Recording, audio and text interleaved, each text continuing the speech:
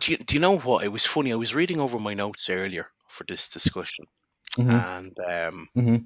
I was talking to my partner earlier, and I said to him, I said there was one of the notes. I think I said in we discussed in 50 to 100 years time, where do we see ourselves? And last week I had gone through my notes, and I wanted to look at, and one of the things I said I'm fearful of, we said in 50 to 100 years time that AI takes over mental health.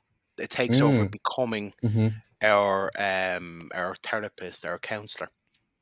And only today I read a Mm-hmm. report that said that warned of the dangers that that's what's happening. People are turning to AI in the future for their mental health needs, for their emotional and mental um, issues that they address, particularly with things like Mm-hmm. PTSD and things like that are too complex anyway at the moment to deal with through AI. To answer your original question, just on physical activity, I mean, I do it.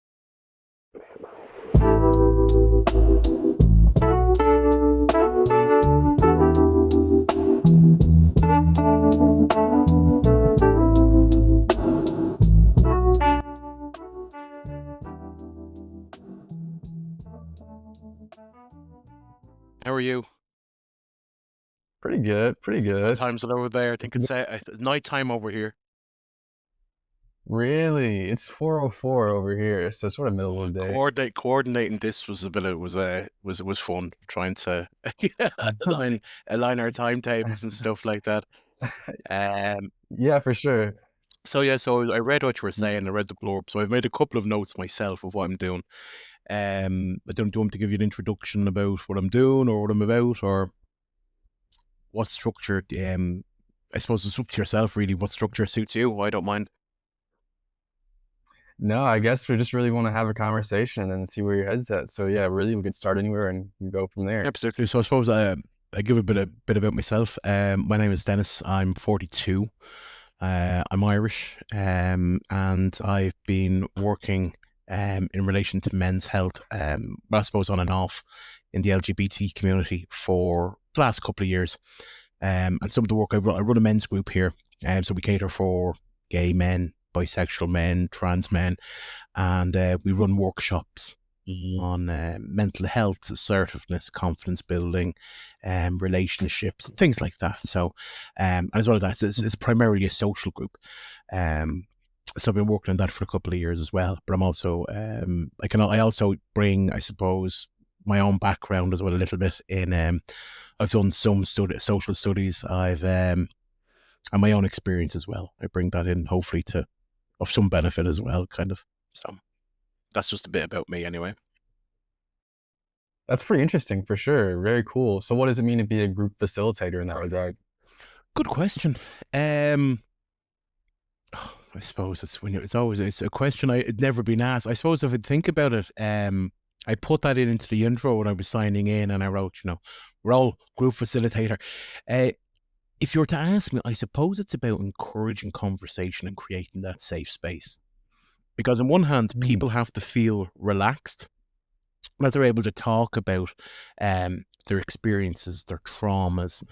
Um, they want to be able to share, but you also have to realize that it's not about you.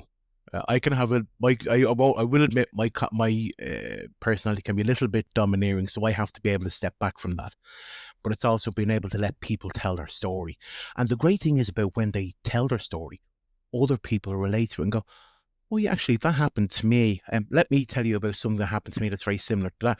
And people end up sharing their experiences. Like we've had everything from, I suppose, men who've been married to women for years. We've covered topics like people have disclosed about child abuse. Of course, we have all the legal disclaimers with that. And people have disclosed about, suffering bullying. And other people have experienced similar. And that encourages a lot of conversation around on some very, very tricky issues. And then there is also the light-hearted aspect as well. I mean, we're a group of men. Sometimes we like to go for a pint. There's a bit of banter, and there's a lot of collegiality as well among them as well. So it's good in that regards. No, I think that's really important, just that brotherhood aspect and having people to talk to and have those conversations with.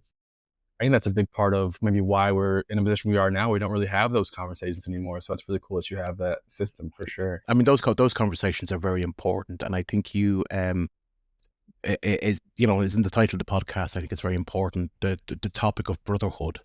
You know, men being able to, and regardless of who they are, regardless of orientation or Mm. religion or ethnicity or creed, um, people being able to actually build fraternal relations.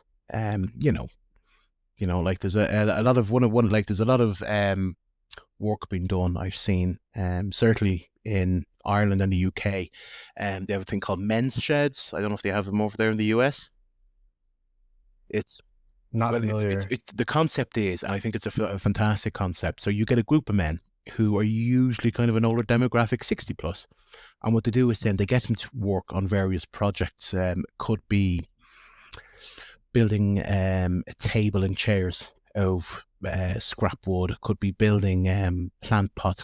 But as they're working away on the projects, the men tend to talk and open up, and then they'll have a cup of coffee or a cup of tea, and they will talk with each other, um, in an environment which is very, very conducive for that, because they're all working together on projects, but they all tend to be fairly relaxed because they're engaged in what they're doing. They're meeting people of a similar background to themselves, and that tends to encourage a lot of discussion.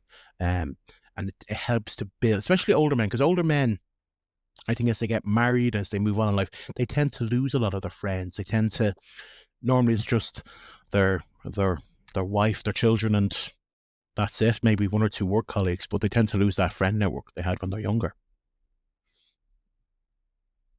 Yeah, I think that's really powerful, just having that community for guys to be able to go into and do some sort of work or activity and sort of meet each other and get to know each other a little bit. I think we definitely do need more spaces like that for men. 'Cause I do feel like there are a lot of that for women, but it's interesting now we're seeing guys come in who want to maybe add into that men's health world, and they're more of the red pill guys. They've got some of these crazy mindsets or saying some of these off the wall things. What's your opinion on that? Those guys stepping in and giving their Is input I more. think a lot of, specifically, I suppose, red pill men, a lot of them have come Mm, from, I think a lot of them are young men who are disenfranchised with the world, who have swallowed a lot of this fair. far right rhetoric. About, I mean, certainly very familiar with the incel culture. When I've seen that on Facebook, I've seen it on TikTok, I've seen it on Reddit in particular, seems to be afflicted a little bit with it. And a lot of these are people who are disconnected with the world or angry with the world. And then you have certain podcasters, um, you know, the Andrew Tates of this world and other people who I won't go into, and they're spreading this word that men are superior to women. I actually had an experience actually last week. I was chatting away to someone I knew, and he told me, oh, he was like, well, men kind of go through their monthlies as well. But they go through the male period, and I'm looking at him going, what on earth are you talking about? I'm trying very hard not to chorus, by the way, such as I am. And I says, "Oh, what do you mean?" He goes, "Well, we don't bleed once a month, but I mean, that's, I suppose, the price of having a superior brain." I just did a double take and go, "Am I actually hearing this? This is somebody I've known for a while." I'm going, "Am I actually hearing this? Like, this is such utter crap."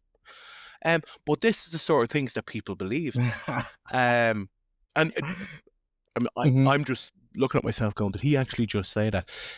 So I think a lot of younger men tend to see it. They're disenfranchised by the world, but they don't take responsibility for what they think and what Mhm. they say. Like they're swallowing a lot of this nonsense from people like Andrew Tate.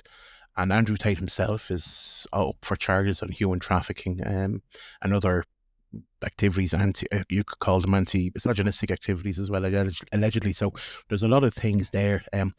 These it's like art in Ireland. You're probably familiar with Conor McGregor, are you? Conor McGregor here Mhm. has the Definitely. same influence. He seems to have some hold over these younger men. Conor McGregor has been convicted in civil court for raping a woman. Mm. That's Oh, wow.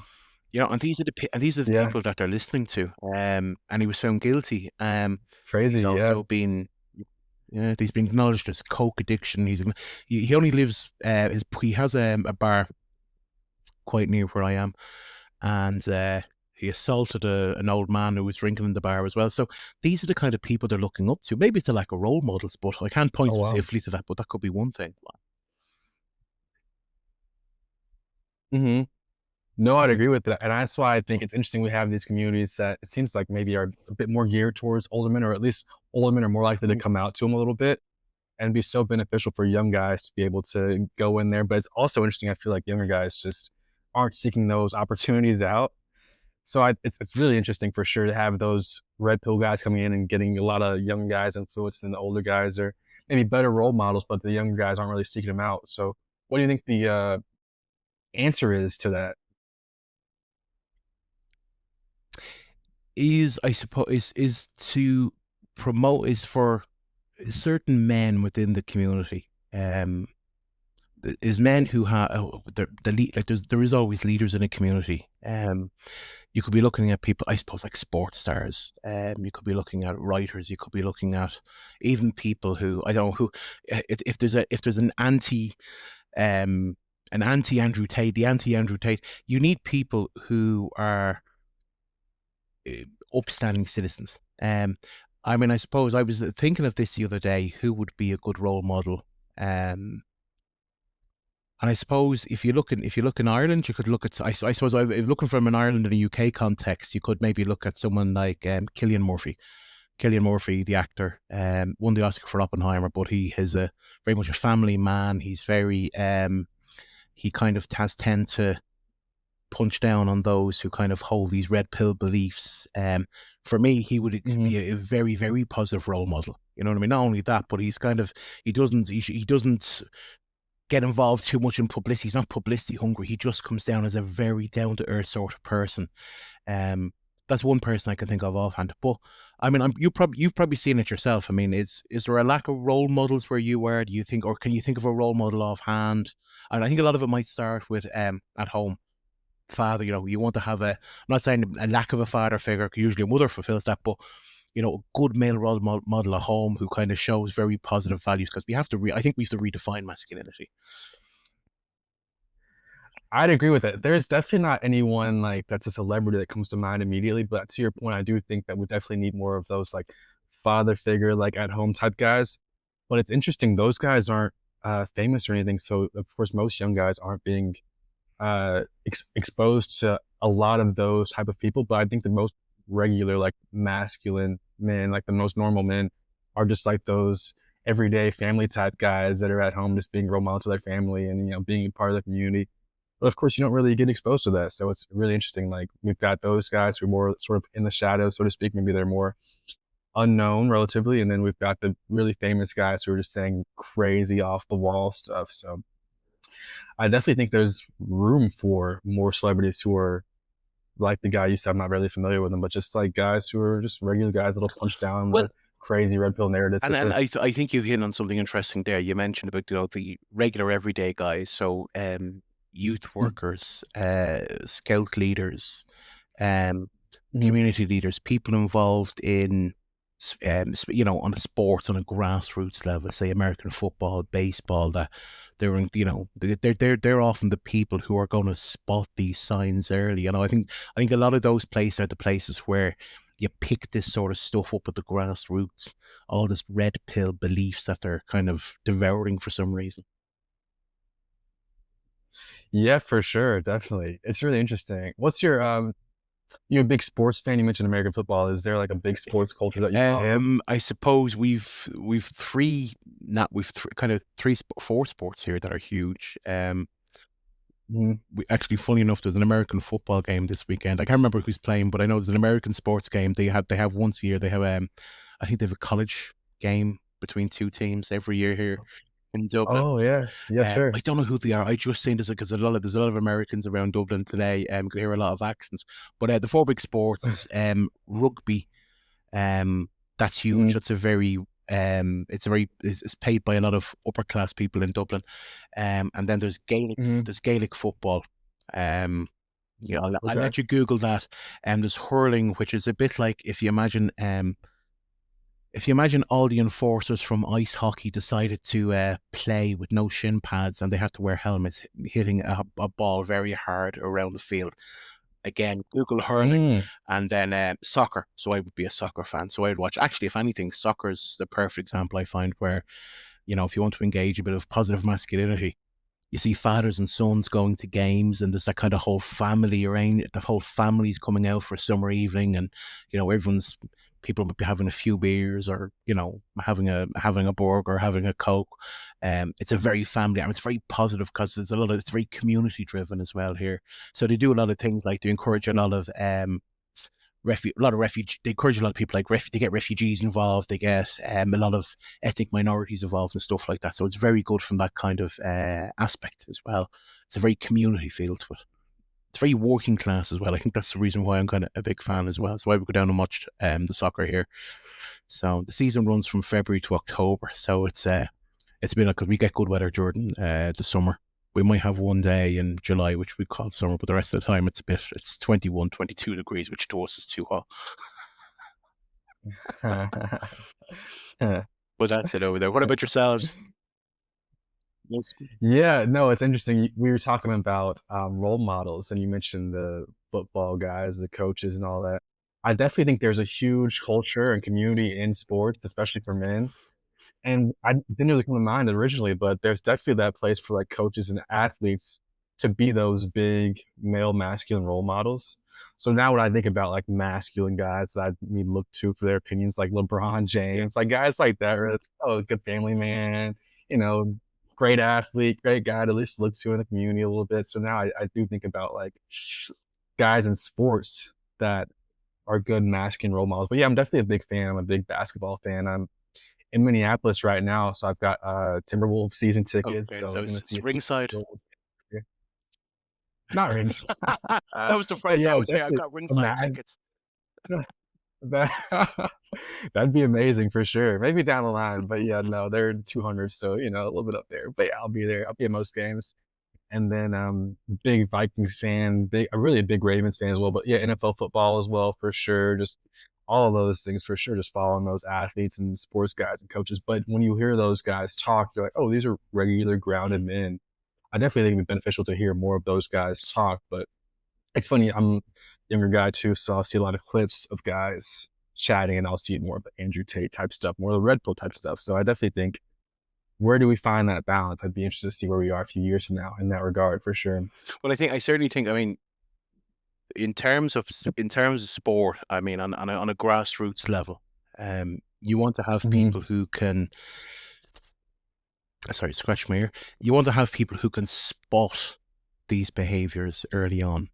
I think the key to addressing mhm, these behaviors is, as you mentioned, I mean, LeBron James has done a lot of community endeavors as well. He's done a lot of charitable mhm, events as well. I think people like that are good role models, but I think also it's those people who say those people, he would have had good values instilled in him by a coach he would have had, maybe his father, but certainly a coach because he's playing basketball. I certainly think they're the people who you want to they see these men or these boys at a young age, or these young teenage men, and they want to address those beliefs and opinions that they hold mhm, and catch them from a very young age. And there is like I do know some sports industries have sought to look at that and addressing all these preconceptions. I know rugby has done a huge thing to push women's rugby, and soccer as well, to push women's soccer as well. Because to give you an example, like, I don't know if I know soccer in America is a huge. It's a women's soccer is huge in America.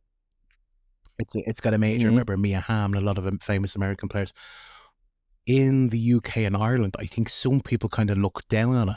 They kind of go, I think it's kind of rooted in this misogynistic belief that women are less than men. But a mhm, lot of that is being addressed now with we're seeing a lot more coverage of women's soccer. We're seeing a lot more female presenters for women's soccer. We're seeing a lot more soccer analysts as well for things like that. So even little things like that can help address an imbalance in sport and kind of address these negative held opinions that that pass for masculinity.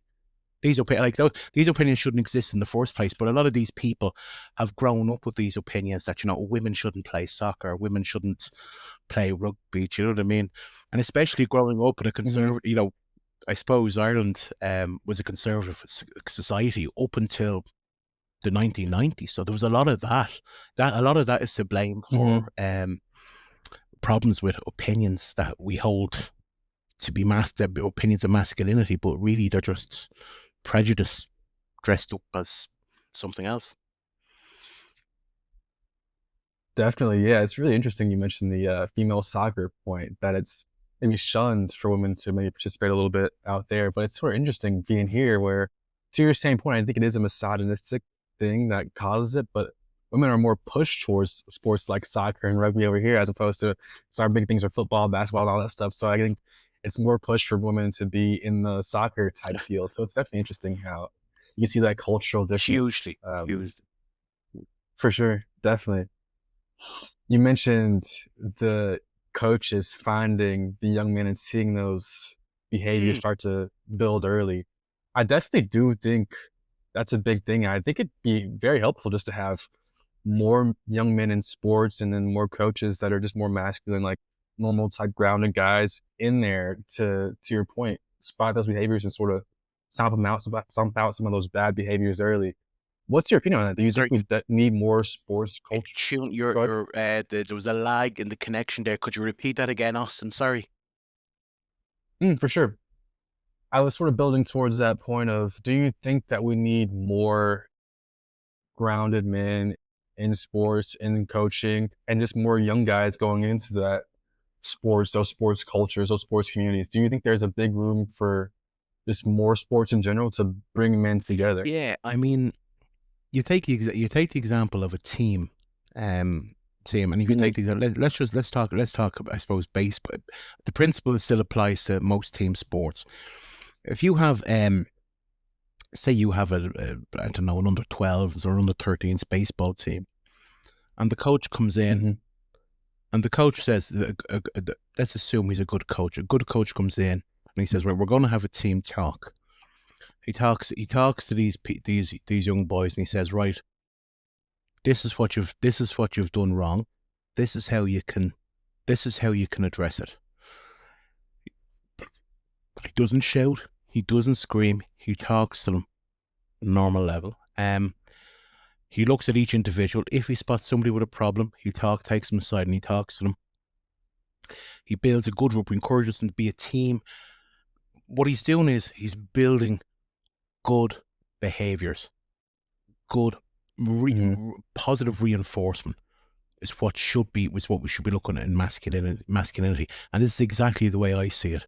Say in a team like that, you're building good behaviors in, and these are people who lead by example. So I suppose to answer the question, you want coaches and you want people who are managing teams to lead by an example, because that's just where Mhm. let's be honest, from 10 to about 14, 15, the biggest influence on people are going to be their peers.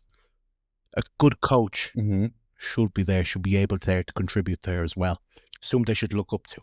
And that's how I think we would see them instilling good good behaviours and reinforcing good behaviours as well, is by leading by example. I fully agree with that. Definitely a lot of room for coaches to build young men for sure and lead by example. Definitely a lot of influence from peers. It's interesting though, to that coaching point, to that sports point, the activity, we're becoming more and more sedentary, Hmm. as the years progress, we become like more computer focused and we're doing more things inside. Where do you think we are like 50, 100 years from now as far as like guys participating in sports, being active, doing all that Well, stuff? Do you think we still have that level of community and help? we did. Well, do you know what? It was funny. I was reading over my notes earlier for this discussion, Mhm. and Mhm. I was talking to my partner earlier, and I said to him, I said, there was one of the notes I think I said in we discussed in 50 to 100 years time, where do we see ourselves? And last week I had gone through my notes and I wanted to look at, and one of the things I said I'm fearful of, we said in 50 to 100 years time that AI takes over mental health. It takes over Mm, becoming mhm, our therapist, our counselor. And only today I read a mhm, report that said that warned of the dangers that that's what's happening. People are turning to AI in the future for their mental health needs, for their emotional and mental um, issues that they address, particularly with things like mhm. PTSD and things like that are too complex anyway at the moment to deal with through AI. To answer your original question, just on physical activity, I mean, I do it myself. I come home from work, and the last thing I want to do is I sit here and I doom scroll, going through TikTok, looking at pointless videos, and I'm making dinner, and then the last thing, and I'm going, the weather's fantastic out, but I just want to watch another episode of Star Trek. I don't want to go out walking. And I mean, it shows. It shows.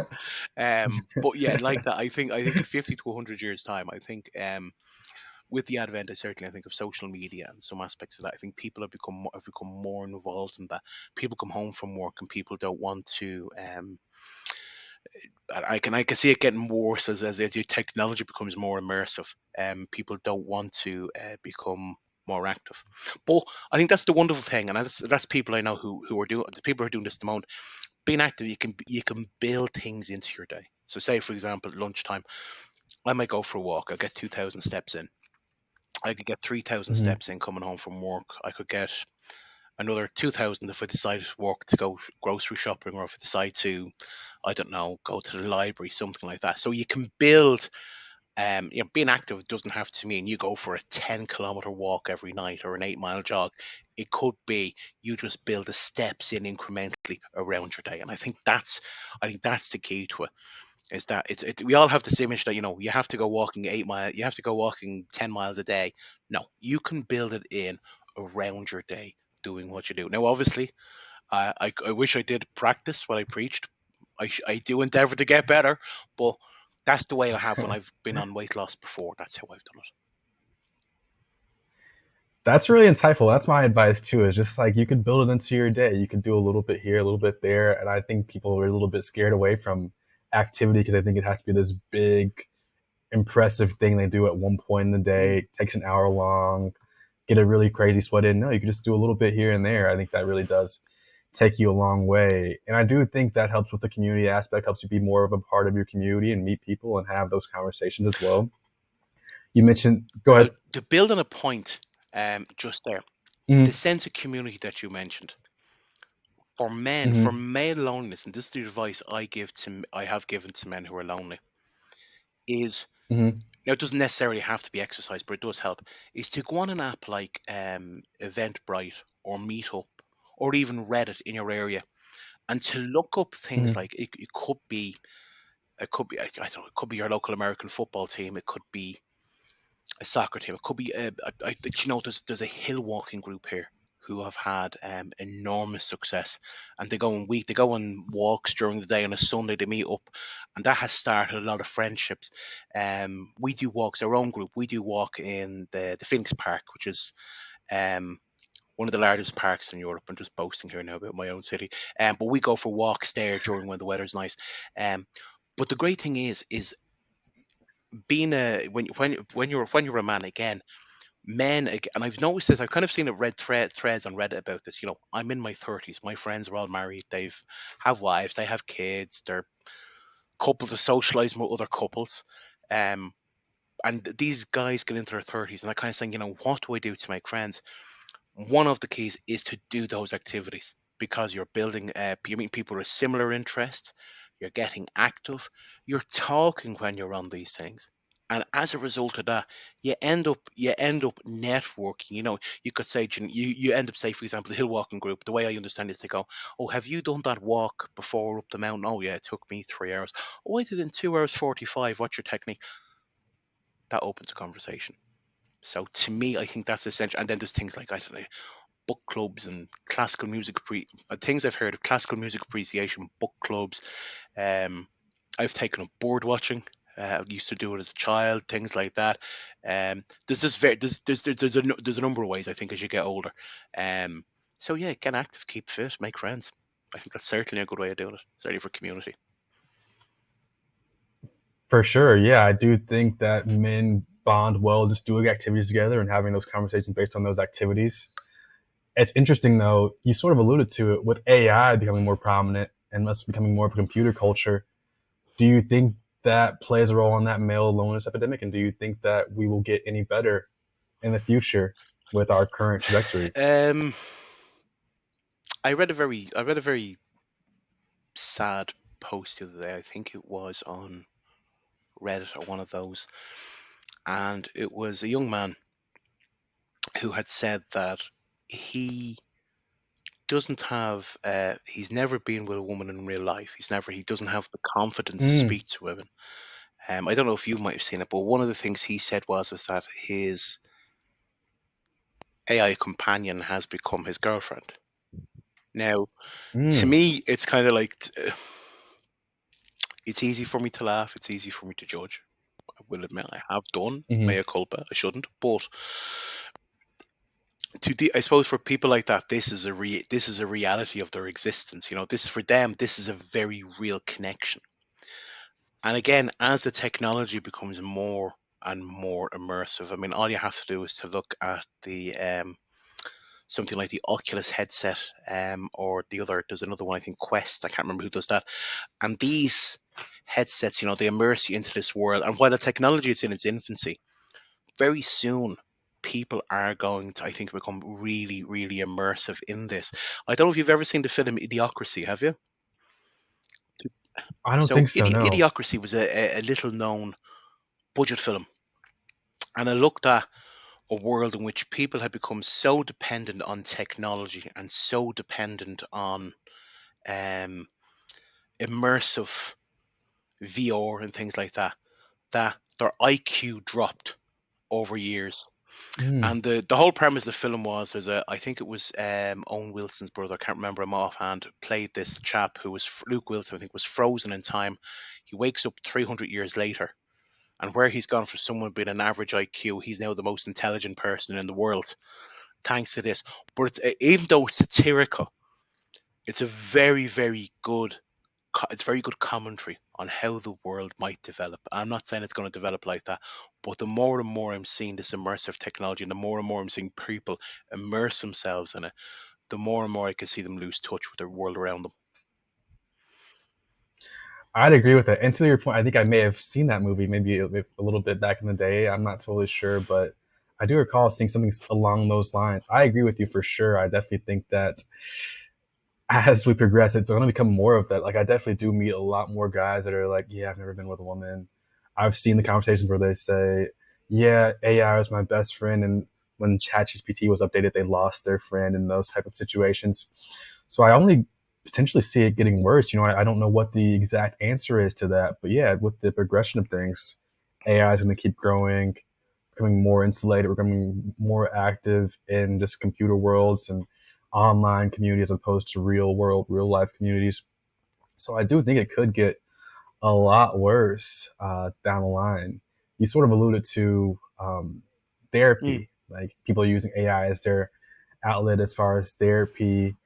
What's your full take on that? You sort of alluded to it already, but what would you say to people who are doing more of that now? So I was scrolling on TikTok earlier, and I saw these. No, Mm-hmm. I'm a huge fan of ChatGPT. I mean, from everything from writing music to drafting short stories to looking at, you might want to write a letter to your local council. It's got its uses. It's fantastic. There was For sure. this it was a prompt, and the prompt said, it's something that I know I'm paraphrasing here, but you're to act as my ChatGPT. You're to be my therapist. Ask me 5 questions, which assess my state of mind, and for after each question, ask a follow up. Summarize all of the answers, and analyze it, and give me a snapshot of where my mental health is at the moment. Now,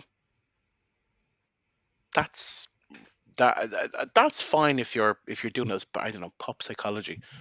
But if you're someone who's deep in the depths of depression, if you're Mm-hmm. grieving, if you're getting over a relationship breakup or something like that, ChatGPT is not the answer. Mm-hmm. You do only a human therapist will see the nuances in between the lines of, why something might be happening. I mean, my biggest fear is probably somebody with PTSD using this. and then and either, I Mhm. don't know, re-traumatizing themselves or getting advice that's unethical, or there's any number of issues that can happen with it.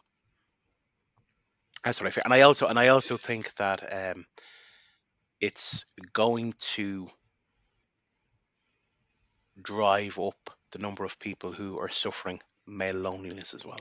I do think, because as people become more and more disconnected, as people lose that sense of community, oh, this is Mhm. perplexity. Perplexity is my best friend. Yeah, but perplexity can't have a couple of beers with you down the local bar after you break up with your girlfriend. I'm sorry, but Mhm. so that's the way I see it. I can see it reinforcing male loneliness and people losing a sense of community and people being disconnected. I'd agree. I think it definitely will add to the disconnect a little bit. It definitely will maybe enforce more male loneliness because why seek a group in real life when you can just have your online robot therapist talk you through situations? And it's one of those things I don't necessarily believe it's at the point now where it could really give you the best insight. So I think guys in the immediate situation where they're dealing with the more ChatGPT related insights or letting the computer tell them what to do. I think they're maybe getting the worst end of the stick, the short Yeah, end of the stick for absolutely. sure.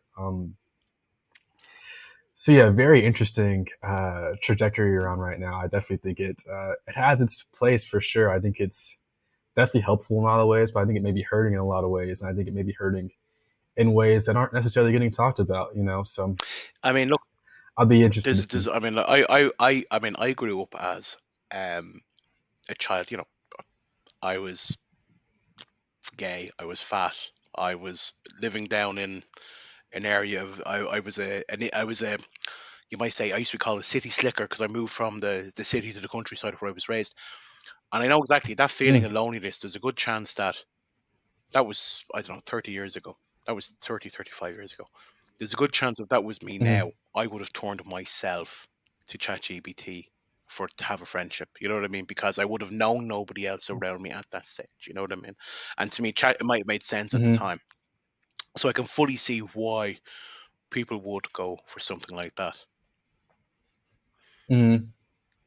Yeah, and that's interesting. You have a very like interesting perspective and a very like beneficial perspective, I think, to add to the conversation. So, what would you say? How would you say your lifestyle, your life, and what you've been through has formed or shaped your view of masculinity? Um, I suppose certainly, like, there's a lot of aspects of it. One of it was, I mean, growing up in a like, Ireland was very conservative until probably the 90s. And one of the first signs I think we saw of that conservative culture falling apart was, I don't know if you know Sinead O'Connor, the singer. She was on Mm-hmm. SNL Live back in 1992, 93, and Okay. she tore up a picture of the Pope and she called it "Fight the Real Enemy, Pope John Paul II." There was furore in Ireland at the time over that. So they were Okay. very much the church was very it was a lot of the culture was driven by the church. So the point I'm going to make about that about masculinity was the church reinforced traditional masculinity roles. Women remained at home. They stayed with the one man forever and ever. They had babies.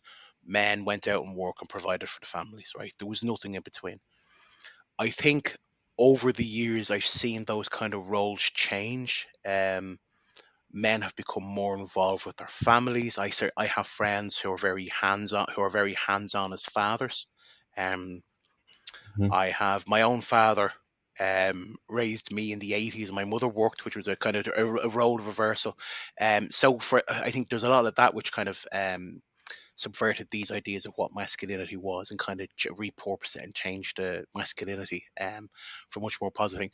I suppose the second thing was being a gay man. I myself used to suffer from internalized homophobia. I didn't want to be associated with Mm, camp men. I didn't want to be associated with drag queens. That was about 15 years ago. And then over the years, then you learn to build that being masculine. Some of those men who are drag queens, those men who are camp, they're a lot braver than I am. You know, they're mm, embellishing what masculine, the positive aspects of masculinity, the courage, Hmm. um, being who they want to be, So there's a lot of that. So that to me was a learning curve and kind of learning. So I suppose those two aspects certainly kind of helped shape my view of masculinity and what it was. And then I suppose lately, well, the last couple of years certainly, not being afraid to be vulnerable and display my emotions. Because I think that, and this is probably something, Austin, you've probably seen, certainly in the US as well, being able to be a man, be emotionally vulnerable. Don't be afraid to cry. Don't be Mm. afraid to say when you're scared. Don't be afraid to say if you're fearful of something. Don't be afraid of failure.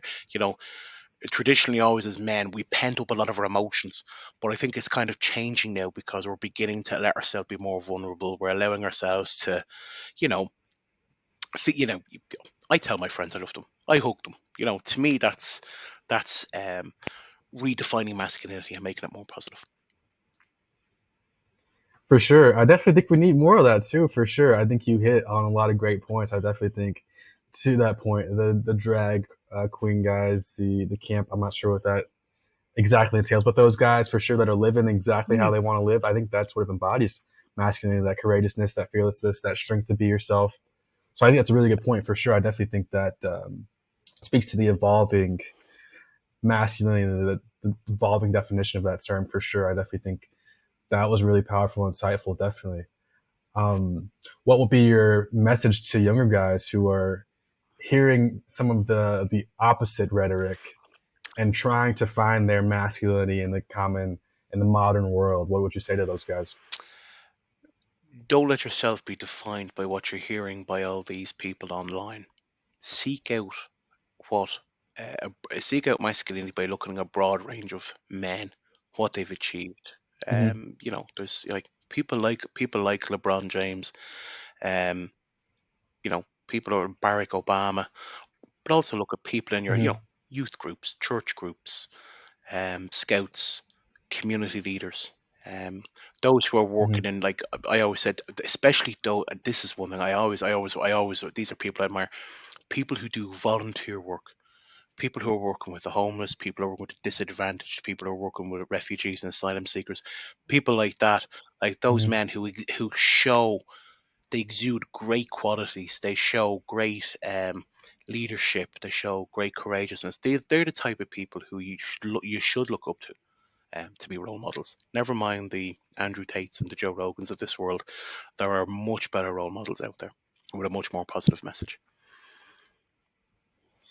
Yeah, I'd agree with that for sure. There are a lot of great guys out there that be sought out for their insight and input, and they've got some very valuable things to say that could really give you a bit more of a boost than Andrew Tate could. You know what I mean? So I definitely think that's a great, insightful point And for sure. Austin, I mean, I'm intrigued. I mean, from your Yeah. from your time doing the podcast and from your time, not that I'm putting you in the hot seat in the interview, who has been your role model? Obviously, you don't have to divulge, but the person who was Mm. your role model, what did you learn from them? What did you gain from them, if I could ask? Because I'm always intrigued by this. It's funny. Role model, not a man. My role model is my granny. I'm a big granny's boy. So just to see her be such an impact in the community, she's a big leader in the Hmm. community, brings the family together, brings people from all over into the home, and is great support system for them. I've seen her work really hard. I've seen her lifting heavy and taking out trash and moving things and all types of things. So I think she's just a powerful person to look to as far as working hard, being supportive, caring, strong, all those things. I think my granny's my biggest role model for sure. So it's and definitely s- and interesting. such a So mix, like as you said, yeah, they're caring, strong. When you talk about masculinity, they're often two very polar opposite things that we tend to think of with masculinity. But there you go. Your grandmother. So your grandmother exudes all those positive qualities. I think a lot of us men could learn from. definitely. Yeah, I think we can take a lot of notes for sure. So yeah, I think you can take that inspiration from everywhere. I think there's a lot of good insight to be taken from everyone in your life. But it's so interesting now. I think just with us becoming more and more insular and isolated, we're not really getting that from everywhere. We're not really getting that at all. At a lot of places, like especially not from ChatGPT, not in its current iteration. So definitely would be interesting to see where we are. Well, the current trajectory is very scary, but it's also very interesting at the same time. So there are two things that are going to. I'll be interested to see how the world develops. Same here. Yeah, looking forward to it as well. Any last thoughts you might want to throw in? What are you thinking? I suppose masculinity.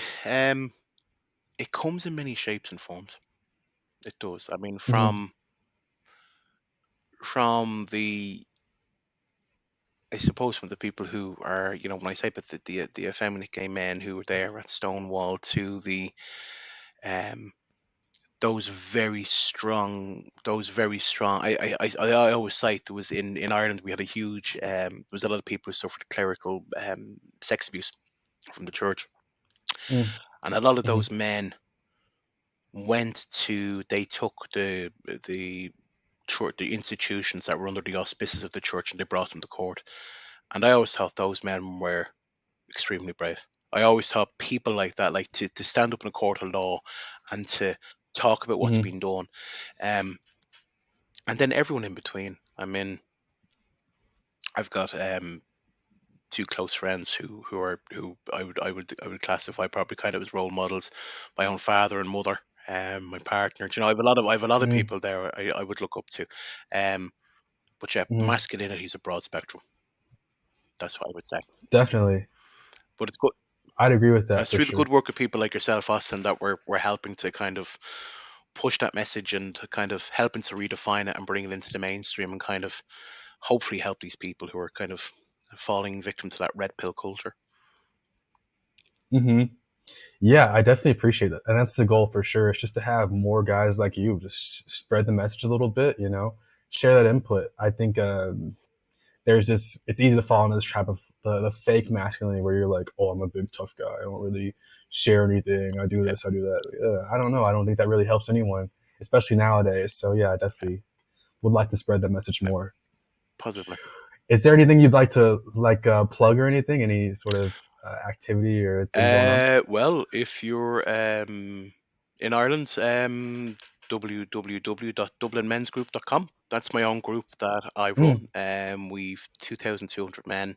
It's for trans, gay, bi men, men who are curious. We're just a social group in Ireland. But certainly, if anyone has questions, feel free to give me a shout.